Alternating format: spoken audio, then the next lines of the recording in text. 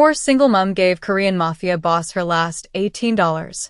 The next day, 5 SUVs surrounded her house.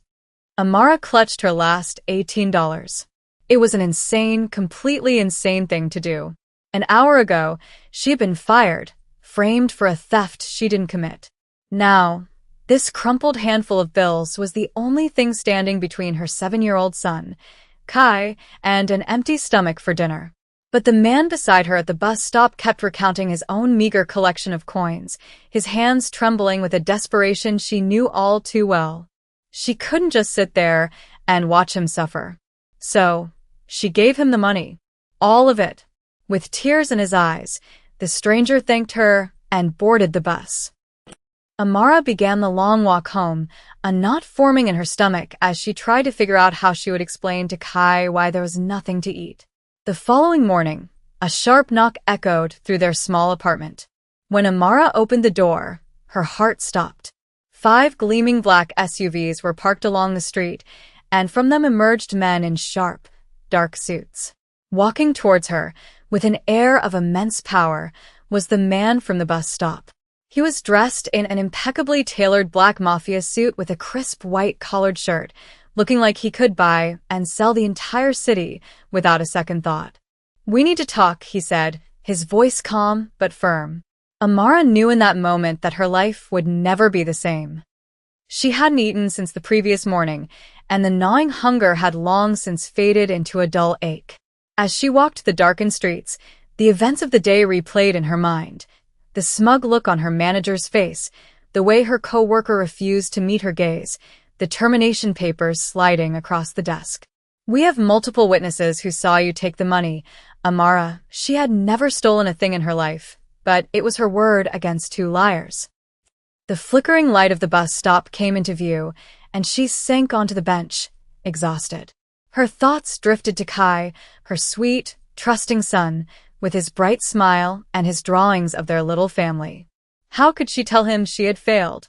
A man sat down beside her, his breathing shallow and panicked. He was in his late 30s, his clothes worn and frayed. His hands shook as he counted a small pile of change, his face falling with each count. "Excuse me," he said, his voice barely a whisper. "I'm so sorry to bother you, but do you have any spare change? I'm short for the bus fare." Amara looked at him, truly looked at him, and saw the tear tracks on his cheeks and the same desperate glaze in his eyes that she had seen in her own reflection. She opened her wallet. $18. It was everything she had. Giving it to him meant a 4-mile walk home and an empty pantry for breakfast. But she couldn't turn away. She held out the money. "Here, take it." He stared at the bills as if they were a lifeline. "I can't. That's too much." "Please," Amara insisted. "Just take it." His hands trembled as he accepted the money. "I don't know what to say. Thank you isn't enough." "It's okay," she said, though it was anything but. "I'm Jean," he said, wiping his eyes. "I promise I'll pay you back." Amara simply nodded, not believing him. People in desperate situations made promises they couldn't keep. The bus arrived, and Jean boarded, leaving her alone under the dim streetlight. Kai was asleep when she finally got home. Her neighbor, Mrs. Gable, had given him dinner. She was one of the few kind souls left in Amara's life. Standing in Kai's doorway, watching him sleep, Amara whispered, "I'm so sorry, baby." She didn't sleep that night, just sat at her small kitchen table, staring at a stack of unpaid bills. The knock came at 8 a.m. and Amara opened the door to a sight that stole her breath. 5 black SUVs lined her street. Men in expensive suits stood by the vehicles, their expressions unreadable. Walking up her cracked sidewalk was Jean, the man from the bus stop. He was no longer the picture of desperation but a figure of immense power, dressed in a sharp, black Mafia suit and a pristine white collared shirt. He was clearly a powerful Korean Mafia boss. "Hello, Amara," he said. She could only stare, acutely aware of her worn clothes and the shabbiness of her apartment. "Who are all those people?" Kai asked from behind her, his eyes wide. Jean crouched down to Kai's level. "Hello, I'm Yin." "I'm a friend of your mom's. You look like a superhero." Kai said in awe. Jean smiled, then turned his attention back to Amara. Last night, I was robbed, he explained quietly. They took everything. My car, my phone, my wallet. Left me stranded, he paused, his gaze intense. I run an organization. A powerful one. Someone close to me set me up, wanting me vulnerable. They almost succeeded. I don't understand, Amara said, her head spinning. Why are you telling me this? Because, Jean said, his eyes locking with hers, when I had nothing, you, a complete stranger, gave me everything you had. It was $18. It was everything, Jean corrected. And now I want to know why you did it. Amara sank onto her couch. I don't know. You look like you were barely hanging on, and I know what that feels like. I couldn't just walk away. Even though you had just lost your job, Jean stated. It wasn't a question. I do my research, Amara. I know you were framed. I know you're raising your son alone, he leaned forward. Tell me what happened. The entire story spilled out of her. The struggle to provide for Kai, the lies that cost her her job. Jean listened intently. When she finished, he was silent for a long moment. I need someone I can trust, he finally said. Someone with integrity, who does the right thing even when it costs them everything. Come work for me, Amara. I am a powerful mafia boss, and I can give you the second chance you gave me. You're offering me a job? She asked, incredulous. A real one, he confirmed. With a salary that will let you take care of Kai the way he deserves. I'm not doing this out of pity. I'm doing it because you showed me who you are, and that's exactly the kind of person I need in my organization. Amara looked at her son, then back at the formidable mafia boss offering her a lifeline. Okay, she said. Yes, I'll do it. Jean smiled, a genuine, warm smile this time. Good. Because we have a lot of work to do. Amara's first day felt like stepping into another world. Jin's headquarters was a discreet, high-security building that hummed with quiet authority. People moved with a sense of purpose, their loyalty to the Korean mafia boss palpable. Amara, in her simple dress, felt out of place. Jean met her in the lobby. Ignore the stares, he said quietly. They don't know your strength. Come. He led her to a conference room where a stern-looking man sat reviewing documents. This is Min-jun, my most trusted advisor, Jean said. Min-jun, this is Amara. She's going to help us. Min-jun looked her up and down, his skepticism clear. With all due respect, boss, what are her qualifications? She is someone I trust, Jean said firmly, his tone leaving no room for argument. That is more valuable than anything right now. They explained the situation. Jean had been lured to a meeting by his second-in-command, a man named Kwon. It was an ambush. Jean had escaped, but Kwon had taken control of a significant portion of his operations, using the chaos to steal money and resources. Kwon reported me missing, presumed dead, Jean said, his voice laced with cold anger. He was very concerned, very helpful. You think Kwon set you up? Amara asked. I know he did, Jean said. But I need proof before I move against him. If I'm wrong, I start a war within my own family. He slid a folder across the table. This is everything we have. Financial records, communications, surveillance reports. I need you to look at it with fresh eyes. Amara opened the folder. She may not have known the inner workings of a criminal organization, but she understood betrayal. She spent her days poring over the documents, looking for patterns, for anything out of place. What she found was a web of deceit. Kwon had been systematically funneling money into offshore accounts for months. He was planning to take over.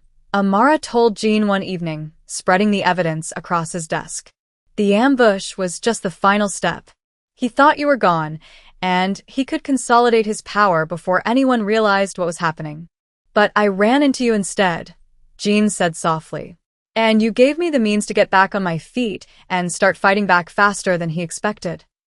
We have enough to expose him to the other captains, Min-jun said, joining them. More than enough, Amara agreed. Jean picked up his phone. Then, let's end this. The downfall of Kwon was swift and brutal. With the evidence Amara had uncovered, Jean rallied his loyal followers and retook control of his organization. In the aftermath, The atmosphere in the headquarters shifted. The tension was gone, replaced by a renewed sense of loyalty to their mafia boss. And in the midst of it all, Amara had found her place. She was no longer just an outsider. She was a valued member of Jin's inner circle. People sought her counsel, respected her insights. For the first time in a long time, Amara felt like she was in control of her own destiny. "Mommy, is Jin coming to my game?" Kai asked, bouncing with excitement in his new soccer uniform. "I don't know, sweetheart," Amara said. "He's a very busy man." But as they arrived at the field, she saw him jogging across the parking lot, dressed in casual clothes, looking nothing like the formidable Korean mafia boss who commanded a criminal empire. Kai shrieked with joy and ran to him. Jin scooped him up in a hug. "Of course I came," he said. "I promised, didn't I?" They sat together on the bleachers, Jin cheering louder than any other parent when Kai scored a goal. Afterward, they got ice cream and walked through the park. "He's an amazing kid," Jin said. "You're doing an incredible job with him." "I'm trying," Amara replied. Jin was quiet for a moment. "I grew up with nothing," he said, his voice softer than she'd ever heard it. "I built my empire, so I would never be powerless again. But watching you two, I think maybe I've been missing the point." "What do you mean?" "Power means nothing if you're alone," he said. "You have something I've been chasing my whole life. You have a family, love, a purpose beyond profits and territories." Amara's heart hammered in her chest. The lines between them had been blurring for weeks. Dinners after work, helping Kai with his homework, Sunday mornings spent at their tiny apartment. Kai had started drawing pictures of the three of them, and Amara, to her terror, had fallen in love with him.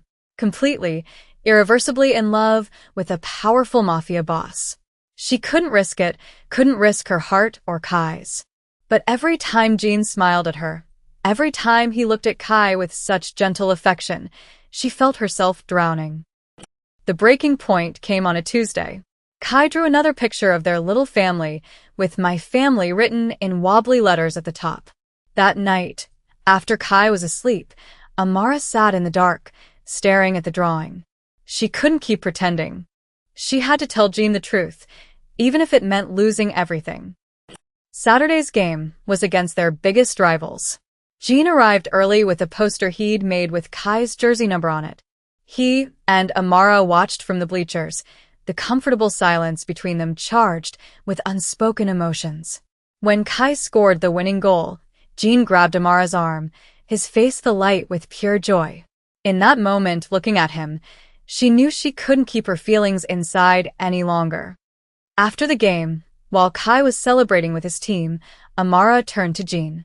"I need to tell you something," she said, her hands trembling. "And I need you to just listen." She took a deep breath. "I'm in love with you. I know I shouldn't be. I know who you are, what you do, and that this is probably the craziest thing I could ever say. But I can't keep pretending. Kai draws pictures of us as a family, and my heart breaks a little more each time because I want it so badly it hurts."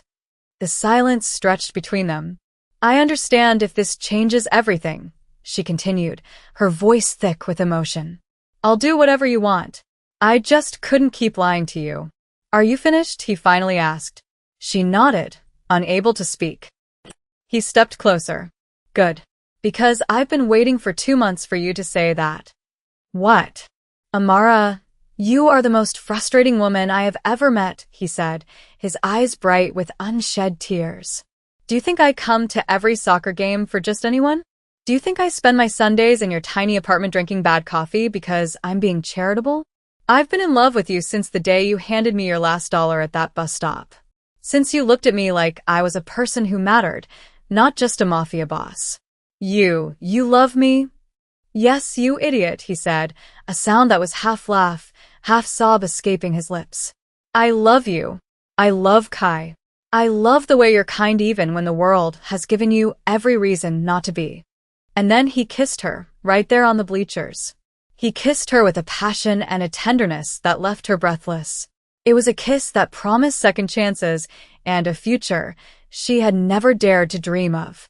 When they finally broke apart, Kai was standing a few feet away, his mouth hanging open. Does this mean Jean is my new dad? Jean laughed, a deep, rich sound that filled Amara's heart. How about we start with boyfriend and see how it goes, he said, pulling Kai into a hug. A month later, they were in the park, and Kai had made a crown of wildflowers for Amara. As she placed it on her head, laughing, Jean got down on one knee. I don't have a ring yet, he said, his voice thick with emotion. And I know this is fast, but I've lost enough time in my life. I don't want to lose any more. Amara, will you marry us? Us? She whispered, her eyes filling with tears. He nodded seriously. We're a package deal. Yes, she cried, laughing through her tears. Yes, I'll marry you. Both of you. The wedding was small and private, held in the beautiful garden of Jin's estate. Kai was the ring-bearer, his face a mask of intense concentration. As Amara walked towards Jean, she thought of that night at the bus stop, when she had given a stranger her last $18. She had thought she was giving away everything she had, but in reality, he had been the one giving her everything, a future, a family, a life filled with a love she never thought possible. You okay? Jean whispered as she reached him. I'm perfect, she said. And for the first time in a very long time, she meant it. 6 months later, they were walking through that same park, the evening sun casting a golden glow over everything. Kai ran ahead, chasing butterflies, his laughter echoing through the trees. You know, Amara said, leaning her head on Jin's shoulder, if you hadn't been ambushed that night, we never would have met. I'm not giving Quan credit for this, Jean said, pulling her closer. I'm just saying, she murmured. Sometimes the worst moments of our lives lead to the very best things. Kai ran back to them, his face bright with excitement. Can we get pizza? He asked, grabbing both of their hands. As they walked towards the car, a normal family on a normal evening, Amara reflected on how a single act of kindness had changed everything. Sometimes, giving someone your last dollar can bring you a fortune beyond your wildest dreams. And sometimes, at your lowest point, you find that your story isn't over. It's just beginning.